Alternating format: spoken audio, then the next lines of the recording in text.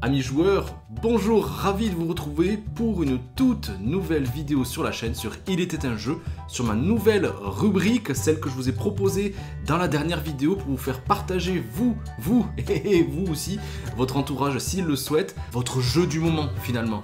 Et pour cette première vidéo, cette première émission, on va essayer de faire ça régulièrement, je suis vraiment extrêmement ravi que ce soit un groupe, une chaîne, un univers que j'apprécie énormément. Bah tiens, il y a June aussi, elle a l'air très contente juste derrière.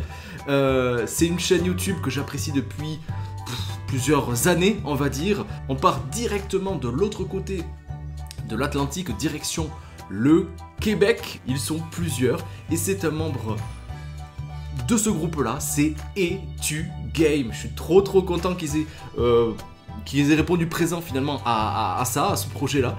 Et c'est Pierre-Louis qui va nous accompagner sur cette toute première vidéo et on va voir son jeu du moment. Je vous rappelle le principe, il va parler de son jeu qu'il préfère, un jeu nouveau, un jeu ancien. Je ne sais absolument pas de quoi il va parler, on va découvrir ça ensemble. Je commente et on verra un petit peu en conclusion ce qu'on en pense.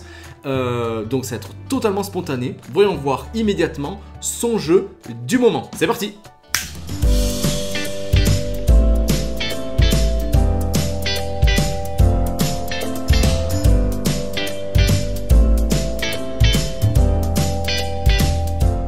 Allez, j'espère que vous êtes tous en place. Moi, je suis prêt. Allez, casque sur les oreilles. On va voir ce que Pierre-Louis a à nous dire sur son jeu du moment. C'est parti. Salut Thomas, Elodie et tous les gens sur la Salut chaîne Il était un jeu. Je m'appelle Pierre-Louis Renaud. Je suis de la chaîne Et-tu Game. On est des fous de jeux de société du Québec. J'espère que tout le monde va bien. Aujourd'hui, je m'associe à Thomas pour parler de mon jeu du moment. C'est un jeu qui m'accompagne depuis 2016 maintenant. 2016. J'en ai beaucoup parlé. J'espère que vous ne serez pas tannés de l'entendre. C'est Arkham Horror, le jeu de cartes évolutif. C'est un jeu de cartes dans lequel on incarne des investigateurs du paranormal. Pour la plupart des gens normaux qui ont été en contact avec des horreurs venues d'autres mondes. Et oui, comme dans Magic ou Hearthstone, vous construisez votre deck avant la partie. Ça peut prendre un certain Ce qui est intéressant, puis moi c'est ça qui fait que je connecte avec ce jeu-là, avec cette proposition-là, c'est qu'il y a quelque chose du jeu de rôle. Vous devez choisir qui vous allez incarner. Donc il y a maintenant plus d'une trentaine d'investigateurs avec des personnalités, des pouvoirs uniques. Et ils ont tous une classe aussi, donc comme dans un jeu de rôle, vous avez un rôle au sein de votre équipe. Est-ce que vous allez être le gardien, celui qui doit protéger le reste du groupe des monstres et des adversaires, ou est-ce que vous allez être le chercheur à la recherche d'indices qui peut facilement justement créer des ruses pour sauver la vie de l'équipe à la dernière seconde, ou les truands qui vont profiter de l'aventure justement pour se faire un peu d'argent et évader les monstres qui sont peut-être un petit peu trop résistant, un peu trop puissant. C'est un jeu coopératif, donc on joue tous ensemble contre le jeu. Et chaque investigateur a son deck. Et le jeu, le scénario qu'on va affronter, va lui aussi avoir son lot de cartes.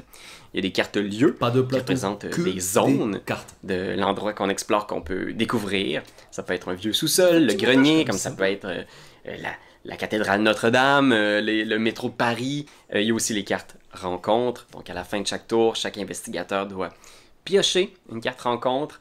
Et ça, c'est plate. C'est des défis, c'est des dangers. Alors, ça peut être des monstres, des cauchemars, mais ça peut être aussi carrément, on tombe dans une craque puis on se noie, ou des zombies essayent de nous arracher les jambes, ce genre de choses. Oui, bien sûr, il y a tout un aspect mécanique. On a 3 actions par tour, on veut essayer de les optimiser. Donc on veut créer des combos de cartes qui nous permettent de jouer des items, jouer des alliés, jouer des événements. Mais tous ces items, ces alliés, ces événements-là sont hautement thématiques. Et ça raconte une histoire qui est presque toujours cohérente. Puis ça te pousse à quand tu joues le jeu, oui, tu vas être efficace. Mais aussi parfois tu te dis, qu'est-ce que Léo ferait dans cette situation-là? Qu'est-ce que Skids, l'ex-prisonnier, le truand, qu'est-ce qu'il ferait dans cette situation-là? Est-ce qu'il resterait vraiment pour essayer de sacrifier sa vie et sauver ses amis, ou est-ce qu'il décamperait, il fuirait instantanément à la vue de ce monstre-là? Ça me parle, je trouve ça drôle, je trouve ça fun, je trouve ça créatif aussi. C'est un jeu dans lequel tu peux être créatif. Un des aspects du jeu qui est pour moi un plus, mais pour beaucoup de gens ça a été une barrière, c'est que c'est un jeu évolutif avec des scénarios qu'on affronte, des campagnes comme ils les appellent, exactement comme dans un jeu de rôle, avec plusieurs chapitres. Donc quand on joue, mettons, vous achetez cette boîte de base-là, à l'intérieur vous avez une petite campagne de 3 scénarios. Rejouable. Alors ces 3 scénarios-là, vous pouvez les jouer un à la suite de l'autre, et le résultat du scénario va avoir une influence sur votre prochaine partie. En bien ou en mal. Donc si vous êtes capable de réussir certains exploits, donc vider tous les indices qu'on trouve sur certains lieux, vaincre des créatures très puissantes, vous allez gagner des points de victoire. Et les points de victoire, vous pouvez les échanger contre des nouvelles cartes, des cartes plus puissantes qui vont venir s'ajouter à votre deck. Alors ça, c'est ce qui est bien quand on joue en campagne, c'est que notre personnage peut évoluer. Il peut aussi évoluer pour le pire.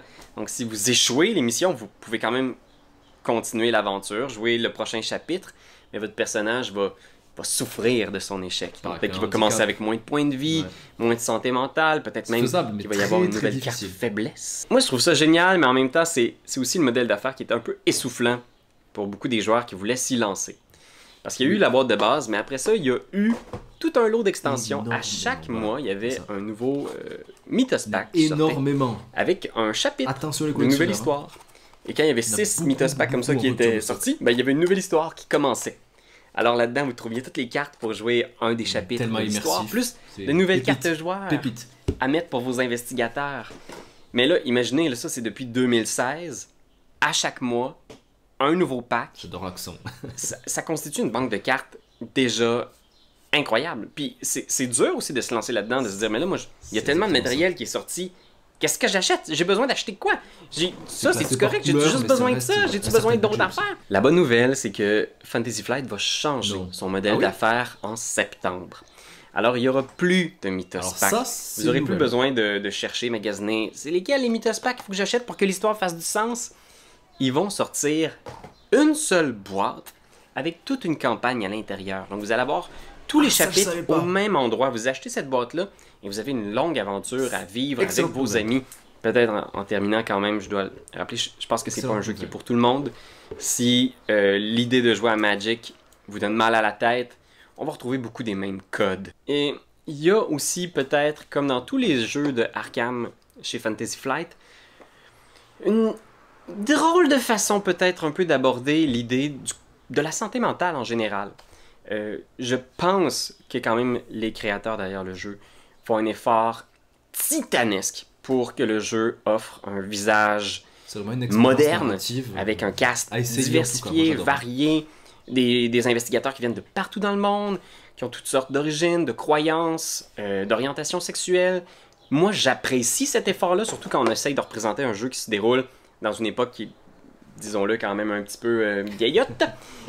Mais malgré tout, hein, on n'y échappe pas avec Lovecraft puis les jeux comme Call of Cthulhu.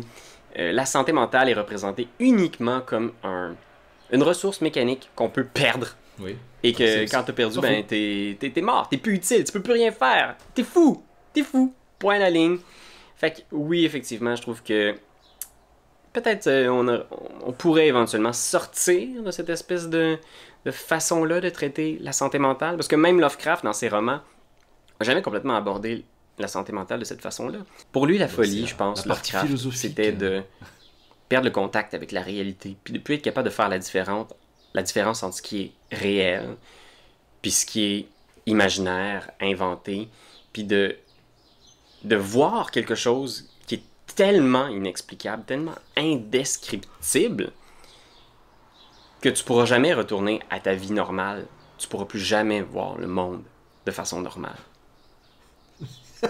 Hey! C'était mon jeu du moment, tout le monde. Fait que voilà, c'était mon jeu du moment. Encore une fois, merci pour l'invitation. Merci à toi, c'était super.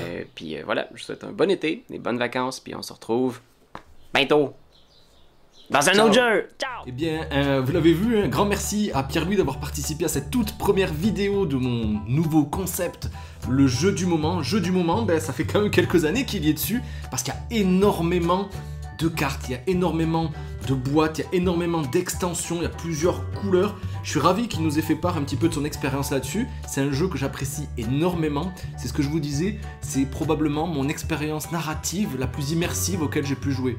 Je l'ai découvert, c'est le voisin qui, encore une fois, l'avait, me l'a proposé. Je l'ai acheté de suite, la semaine d'après. Et après, je me suis un petit peu perdu dans qu'est-ce que je dois acheter par la suite. C'est exactement ce qu'il disait. On ne sait pas trop où se lancer, surtout qu'il y a beaucoup de paquets. Il y en a beaucoup qui sont en rupture de stock.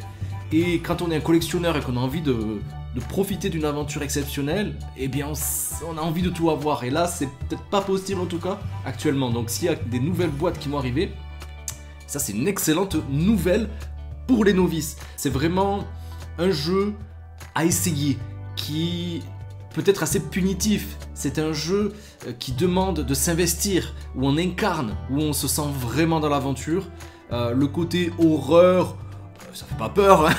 En fonction des caractéristiques de notre personnage, qu'on soit un policier, un voleur, quelqu'un qui va être plus intellect, eh bien on va, comme il le disait très bien justement dans sa présentation, on va peut-être faire des actions, non pas forcément ce que nous on ferait en tant que personne, mais peut-être ce que le personnage qu'on incarne ferait. Moi je les ai, j'avais 2 boîtes et quelques extensions. C'est vrai que il y a le côté hasardeux parce qu'il y aura beaucoup de tests dans la mécanique de jeu, des tests avec donc un sac, on prend des pions et on regarde un petit peu si ça augmente, diminue, si ça annule l'action qu'on voudrait faire. Donc il y a cet aspect punitif où on veut mettre toutes les forces peut-être pour abattre un ennemi, et puis sur une pioche un petit peu hasardeuse et négative, et bien tout tombe à l'eau. Ça peut être assez frustrant. Ça tourne excellemment bien en solo et à 2. À plus, les ennemis ont plus de points de pouvoir, points de vie, etc. Mais je le testerai pas, ça risque d'être un petit peu longué. À 1 ou 2, ça reste pour moi l'expérience idéale, en tout cas pour ce jeu-là. Eh bien, un grand merci à EtuGame, j'espère que vous avez profité vous aussi de cette vidéo, c'était quand même assez exceptionnel, je suis extrêmement ravi qu'ils aient pu participer à ça. Dites-moi dans les commentaires ce que vous en avez pensé, connaissez-vous Horror Arkham, est-ce que vous les avez tous, est-ce qu'il vous en manque, qu'est-ce que vous avez pensé un petit peu des mécaniques de jeu? N'hésitez pas, on partage, on like, allez-y, ça m'encourage un petit peu à aller plus loin, ça fait toujours extrêmement plaisir, abonnez-vous si ça n'a pas déjà été fait, et je vous laisse, comme toujours, juste ici, catalogue de vidéos pour voir un petit peu ce que j'avais sorti précédemment. N'hésitez pas à m'envoyer un message si vous voulez vous aussi participer à ton jeu du moment. Et je vous dis à très vite sur la chaîne. Ciao les amis.